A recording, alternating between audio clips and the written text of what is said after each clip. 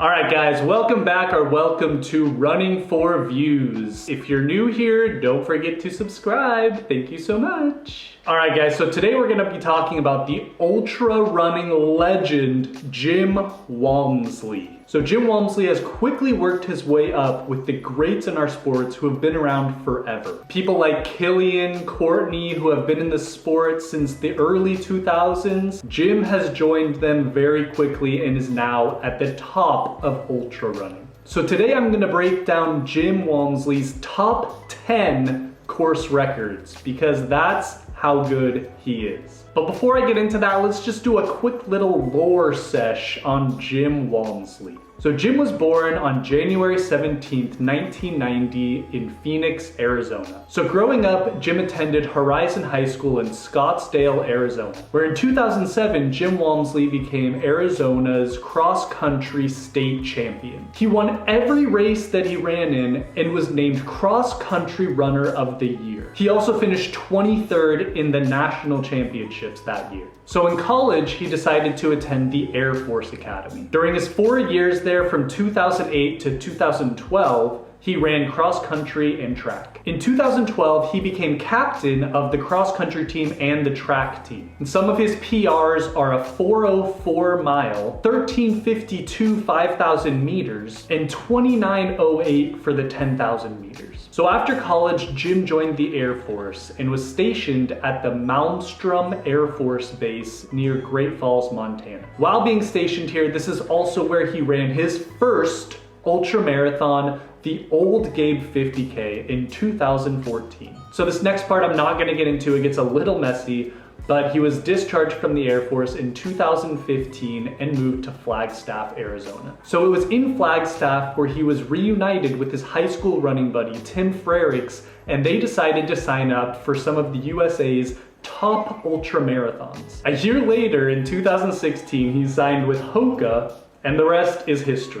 All right, so now let's get into Jim Walmsley's top 10 course records. Let's go. Number 10, Speedgoat 50K. So in 2017, Jim got the Speedgoat 50K course record in a time of 5 hours and 5 minutes, beating Sage Canada's 2013 course record by 3 minutes. So the Speedgoat 50K is a renowned and challenging ultra that is held annually in Utah. The course is designed and named after the legendary Carl Speedgoat Meltzer and is known for its grueling terrain and breathtaking vistas. The race starts and finishes in Snowbird, Utah and takes runners through the scenic and rugged trails of the Wasatch Mountains. So this race has a total distance of 31 miles and has 11,400 feet of elevation gain. So in this race, Jim averaged a pace of 9:15 per mile, which is amazingly impressive when you consider the course's elevation profile, as well as the fact that it's above 10,000 feet above sea level. His course record was beat in 2021 by Adam Peterman, but only by 20 seconds. Number 9,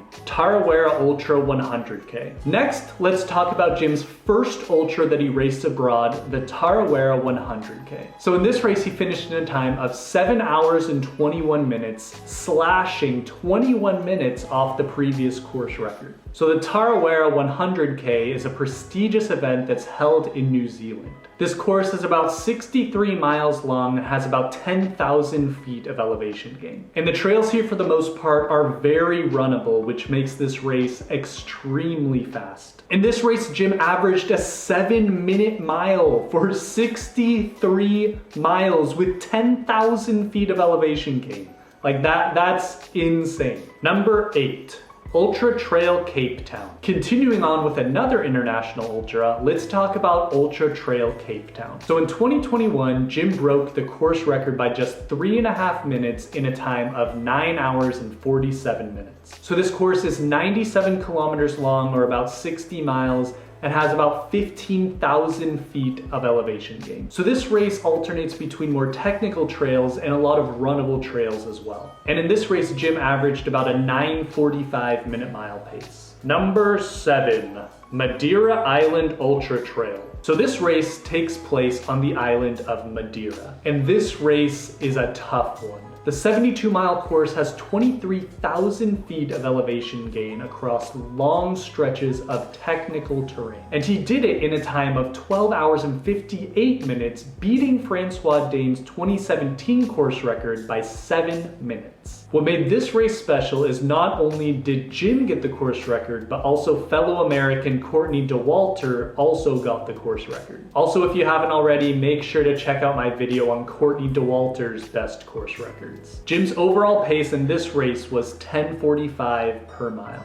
Number 6. Lake Sonoma 50. In 2018, Jim broke the Lake Sonoma 50-mile course record, and he did it in a time of 5 hours and 51 minutes, beating his own course record from 2 years earlier by 9 minutes. So this race has 10,500 feet of elevation gain in the 50-mile course, and has over 12 creek crossings. So despite there being a ton of creek crossings, this is actually a very fast course with a lot of single track dirt trails that are very runnable. And for that reason, Jim completed the course at a 7-minute per mile pace and still holds the course record till this day. Number 5, Bandera 100K. Alright guys, we are halfway through this list and we are just getting started. So if you like the video, make sure to like and subscribe. Thank you so much. So in 2016, Jim broke the Bandera 100K course record in a time of 7 hours and 47 minutes and became the first person to ever go under 8 hours in this race. And this is another course record that he still holds till this day. So the Bandera 100K is 2 50-kilometer loops and has about 7,000 feet of elevation gain in the race. This race is also a golden ticket race for the Western States 100, meaning it attracts the best of the best. So getting a course record here is very impressive. Jim did this race at about a 7-minute and 30-second per mile split and punched his ticket for Western States later that year. However, this was the year where he took his infamous wrong turn. Number 4, JFK 50.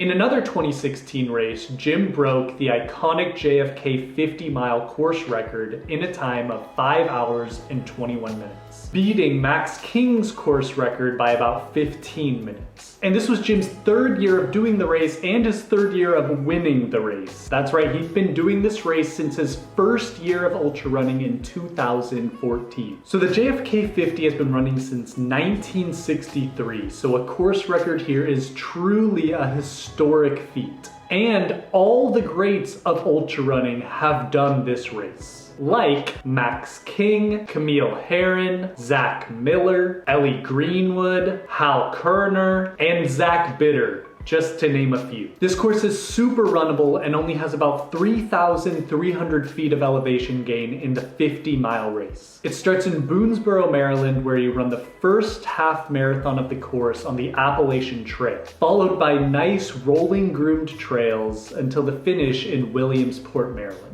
And this is Jim's fastest pace yet at a 6:25 minute mile for 50 miles. I mean, I'm lucky if I could run 1 mile at 6:25 pace. Number 3, 50-mile world record. Now for another 50-mile run, and I know that this one isn't a course record, but it's a world record, so that makes it even more amazing. In 2019, Jim got the 50-mile world record at the Hoka One One Project Carbon X. And he did it in a time of 4 hours and 50 minutes, besting Bruce Freudice's 36-year-old world record by just 14 seconds. And I'm just gonna go straight into pace for this one because he did it at a 5-minute and 48-second per mile pace for 50 miles. That is so quick. Jim came through the 50-mile mark, breaking the world record, but could not go on after that and did not come anywhere close to breaking the 100-kilometer world record. But hey, a world record is a world record. Number 2,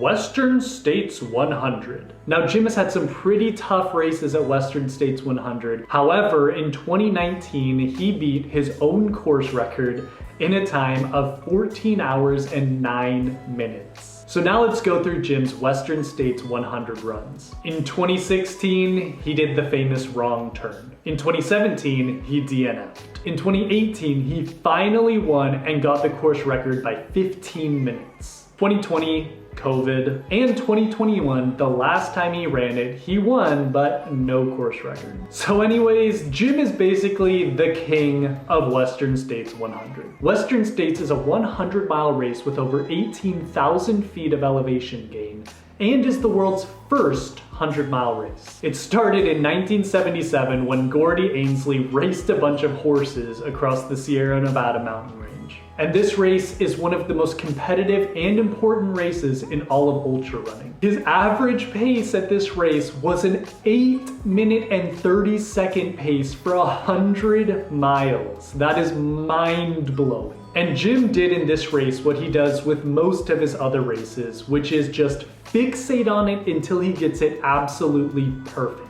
He did this for other races like the JFK 50, Speedgoat, Lake Sonoma, and of course, UTMB. Number 1. UTMB. Alright guys, I don't care what anyone says, I'm counting this as a course record. For some reason, people are saying that this race wasn't a course record just because they altered the course, but the race was actually a mile longer than it usually is. In late August, race organizers announced a change to the final segment of the race that added just under 2 kilometers, about 1.2 miles, to the overall distance, but replaced the steep climb and technical descent with much gentler forest running, albeit still a climb. So in my book, this is a course record. Anyways, this last weekend in 2023, Jim became the first American man to win UTMB. And he did it on the 20th anniversary of the race in a time of 19 hours and 37 minutes, beating Killian's time of 19 hours and 49 minutes from the year before. Also, Jim is just 1 out of 4 runners to ever go under 20 hours in the race's history, which is pretty amazing. UTMB has quickly become the most important race in ultra running. This 108-mile loop around the tallest mountain in Western Europe, Mount Blanc, has over 32,000 feet of elevation gain. And no American in the race's 20-year history has won the race. Topher Gaylord was the closest an American has ever got to winning the race when he placed second